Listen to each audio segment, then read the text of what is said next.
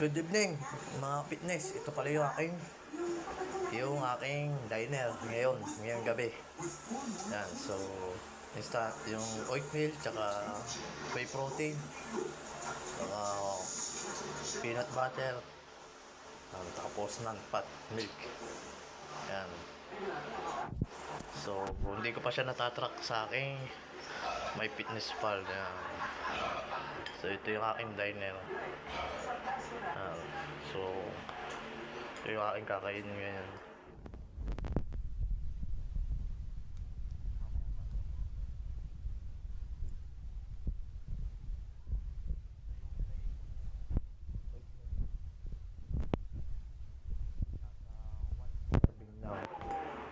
Yan. Tapos yung aking whey protein na reserva. Yan. Tapos yung non-fat milk na gatas. So, mababa yung fat niya. So, chocolate mga fitness. Yan.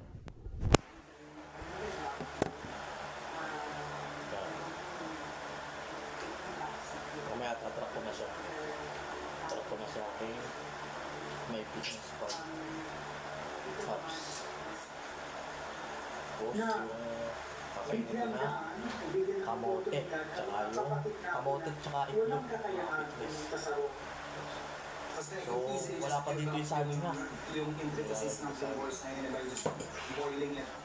Pwede nyo rin lagyan ng saging nga mga fitness. Hindi mo na siya malalaman yan.